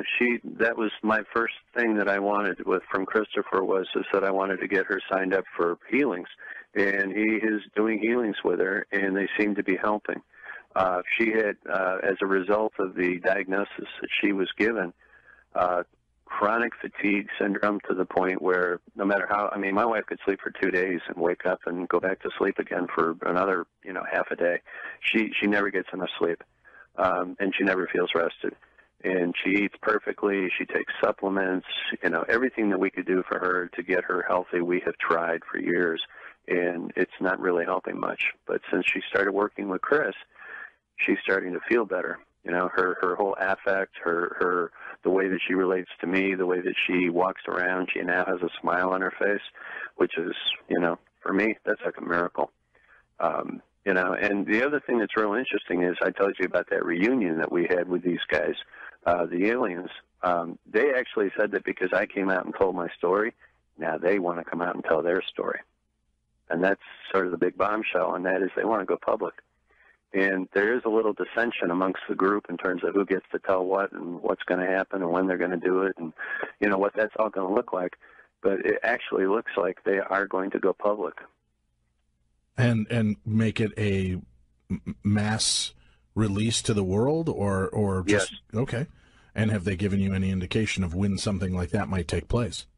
No, I was pretty much dumbfounded again by it. These guys have a good habit of kind of knocking me off my center. And, I told them, I said, well, what's that going to look like? Are we going to have like the big news conference? Where are we going to do it from? You're going to have the ships, the whole works.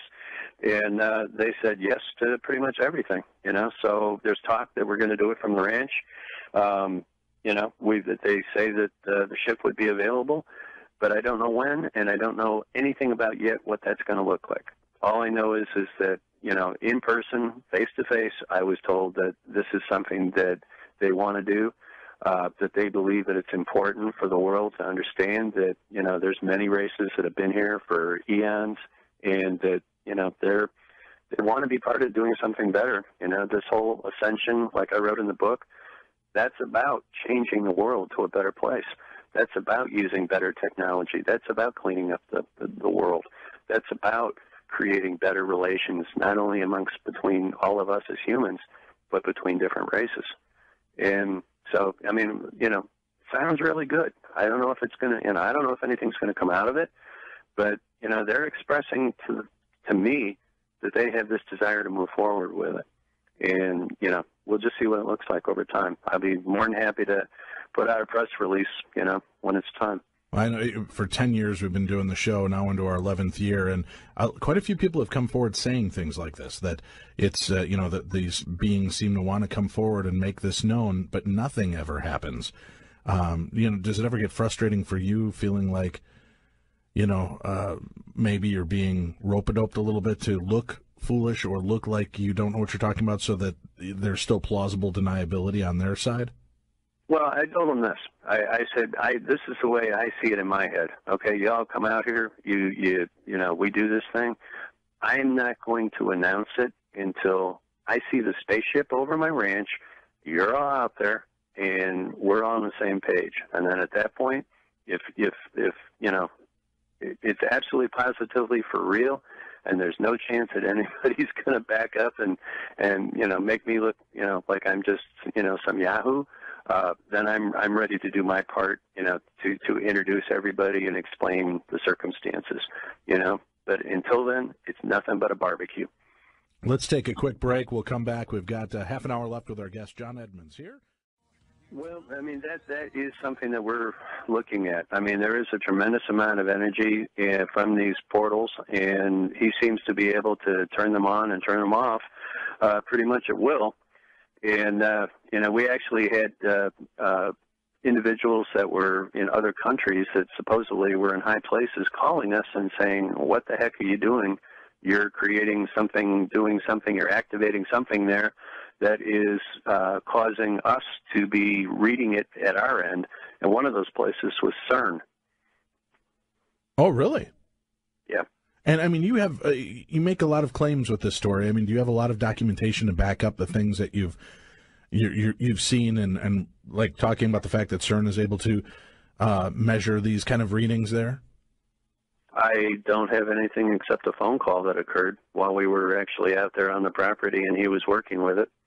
That's it. It's not like they sent me a telegram or something. Did they? And how do you know that it was actually people from CERN that were responding to you then? Well, it was Switzerland, and they said that's because we asked them who they were and where they were, and they said CERN. So, I don't know if it was true, but that's what they told me.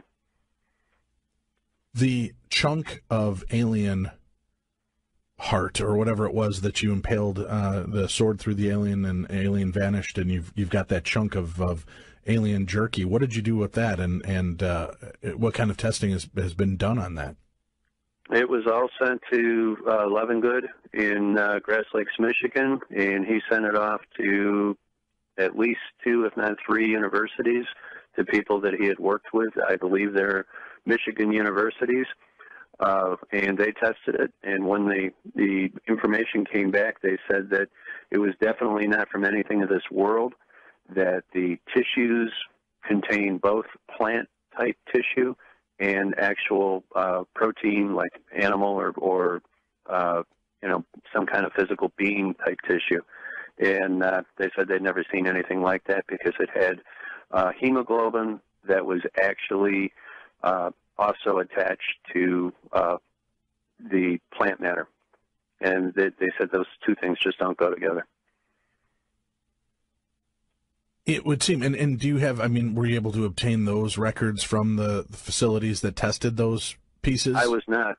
Before we could get anything like that directly, all we have is the information that was written by Dr. Levengood and by his assistant, and it was written in a report, and in that report they actually sent us micrographs of the actual tissue samples being tested and the evidence, and that's all on the website. They said, Dr. Levengood had told me straight out, he goes, John, you've got the smoking gun. He says, you have absolute proof that alien life is here on Earth. You have this. Why is this not being more widespread? Why didn't Levengood bring this out to the mainstream and the public? Why haven't we been talking about this on, 2020, 60 Minutes, whatever, to get this out there? Well, nobody's come to me and asked me. But, I only just started telling about all this because of the fact that a friend of mine from Hawaii, Tommy Hawksblood, who's been in the UFO community for most of his life working, he just kept calling me every single day, literally once or twice a day, and saying, John, you got to tell your story. You got to tell your story. And I just kept saying, I don't know. I don't want to deal with all the fallout from it. I just want to sell the ranch and move on and, do something completely different. And hopefully this stuff won't somehow or another rub off on me, and I'll be able to go and have a, semi-normal life with my wife someplace. So eventually he just got me to the point where I said, all right, let's give it a shot and see what happens. I guess I can always change my name and disappear if it blows up on my face. So, that's what we did. Have you had a chance to go in any of the craft and leave our planet? I'm going to tell you this, and that is that that's a story that will be told a different day. All right. We'll have to have you back when you're ready to share the rest of the story. I'd be happy to. There's so much attached to this, Dave. I grant you this is enough to make some people just, kind of pull their hair and walk away and say the guy's full of it. But, we have some pretty good evidence. And, I think, I've been interviewed by, people that were in various different alphabet agencies, and, they never came back and said that we were full of it or I was full of it. So, I know I'm telling the truth, and my wife is telling the truth, and everybody that's experienced it out here with us at one time or another was telling the truth. So it is what it is. People can take it or leave it. If they don't like it, that's cool. It's not going to break my heart or, affect my feelings about it one way or the other. I know what happened. Do you find that in dealing with this, the more attention you give to it, the more you open up to it, the more susceptible you become to it continuing on? Do you think if you would have shut down and not given it energy, do you think it might have gone away? No, I tried that. I tried every which way you can ignore something like this. My wife and I, we used to, when things would happen, we literally, we did everything to try to ignore it. It got so bad with my wife with things coming after her that she used to beg me to go ahead and put handcuffs on her ankle and handcuff her to the bed because she was so frightened that she was going to get taken, And, we tried everything. And I just, I kept saying, no, I know that if we get in our faith and that we, pray and that we, just rebuke this stuff, eventually it's going to get better. And it has. Are you in a situation now where, I know you said that things don't always happen on a regular basis, but do you have experiences now that are as profound, or do they seem like they're finally tapering down and winding up? I think they're less profound than they were. I think the fact that we finally, had the group come out here and do stuff, I think that made a big difference, and I think that having Christopher out here has made a big difference. We know that there is some kind of cycle to what we see, we haven't tried to keep really good records, but we think that about every 72 days, these gates have a tendency to open, maybe automatically, and that is when we see literally dozens of ships go through. We've had people come out with the night vision goggles, and they're just blown away because of how much stuff they see. Do you have any future meetings planned with these alien beings? Well, They have, now that they have a way to contact me directly, and that the leader of their group is given them permission, and that they're talking to us again. Since Sunday, I've had 3 meetings. I've had 3 visits. So they were, just kind of like come out and check stuff out and look around for this fulgurite stuff. And, they were cordial. Everything was good. Spent a couple hours, and I think it was just they're kind of trying to decide if what to do next. I think that I'm not really sure that there's a lot of unity between these groups. I think they're trying to figure it out themselves. And I've just said, look, when it's time, if you want to step forward and make an announcement, that's great. If you don't, hey, that's up to you too. Are they? I'm not trying to steer it one way or the other. Sure. But, I mean, it seems like if they're on the precipice of wanting to come forward and doing this, again, I don't understand. Do they explain to you what the trepidation is, why they're holding back, why they haven't, just appeared in the sky in a massive Independence Day way to let us know we're here, we mean you no harm? Well, I think there's something to realize here, and that is just because these guys are available, that doesn't mean that they speak for, ETs all over the world, or that there's any kind of cohesion between this group and other groups. Right, but why not just out your own group? Of groups. Right, we but if the Nordics or the Palladians, the Venusians, whatever, the Martians want to come forward, why not just say, okay, this, I can't tell you about the rest. All I can tell you is that our race exists, and here's where we are, here's what we bring, and let's work together in peace and harmony. I can't answer that. I don't know. I might be able to guess at it, and that is maybe there's some kind of an agreement between the races, and that they've all been pretty quiet, and maybe they've just agreed to stay in that state of mind until something happened, and maybe this is the event that causes them to come forward in a larger way. But I don't know that there's I'm guessing at that. That's pure just conjecture on my part. All right, John, it's been a pleasure speaking with you this evening and covering your book, The Ascension Code, which comes out again March 9th. That'll be out in the stores. People can order it, pre-order it through Amazon.com.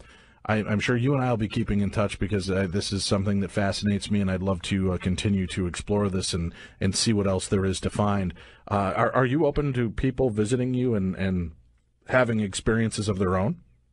Yeah, to some extent. I mean, I'm not trying to become alien Disneyland. I'm not out here just saying, hey, come on, folks. Anybody and their brother, come on, and because I got to have a life in the meantime. And I know from some of the other interviews that we've gotten a tremendous amount of attention. What I would tell people is this: if you really want to do something good, please go to Hopeful Hooves and make a donation, because it costs a lot of money to feed these horses.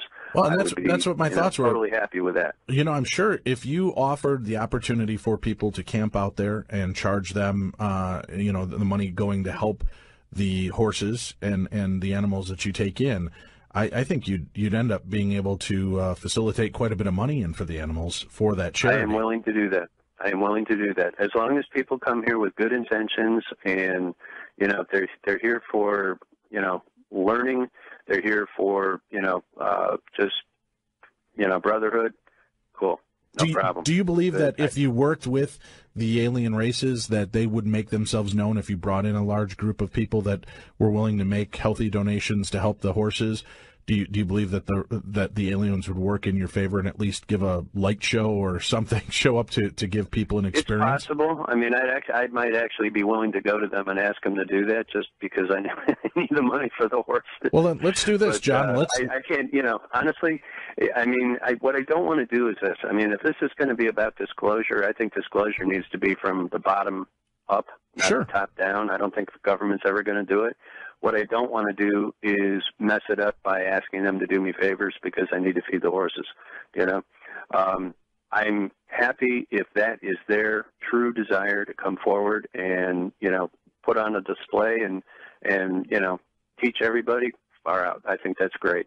But it's not going to be about me. This whole thing is not about me. I am purely the person that literally stepped in a big stinking mess, and I'm just trying to turn it into something positive for the world. Well, I think if these beings, positive for my family, right? If these beings are all about love and light and making things better and understanding what you're doing there, I would gather that if they're that close to breaking the news, that allowing themselves to be witnessed and seen by a collected group that's there to do something and bring positive energy and good intention to a location, in the order to help, and not just for selfish reasons. I mean, it's selfish to a degree because everybody wants to see and experience this for themselves. But if in the long term it is helping and it's uniting people from different parts of the world and different parts of our country to share an experience, I would think that would only help their I agree. cause. That makes a lot of sense. That's a good human agenda. I don't know how much of that they track with or how much of that they share. That remains to be seen. It's just going to take some time just to shake this thing out and see where it goes. Well, then I propose I just don't want to speak for anybody or put words in their mouths. Maybe what I propose then, John, is let's coordinate, you and I, and we'll talk about bringing a group of people out there that are willing to make healthy donations for the horses and for the property to have an experience and come out and meet you and your wife and see the evidence that you've brought together, hear the stories one-on-one, and that they can address you questions FaceTime that way, and then I'd be happy with that too. We do some night sky watches and see what we can find over a weekend. Why don't we look at doing that sometime this summer if that's possible?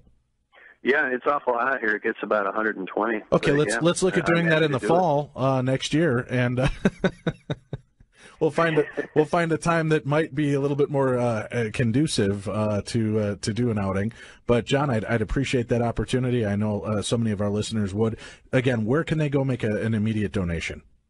They can just send it to the ranch. I mean, in terms of, send a check or a money order, whatever they feel comfortable with. I can give you the address. Well, why don't you, what's the website? Because I'm sure they can find the information that way. Hopeful Hooves, HOPEFULHOOVES.org is our 501c3 charitable website. And we are a charity, a legitimate charity, so your donation is tax deductible.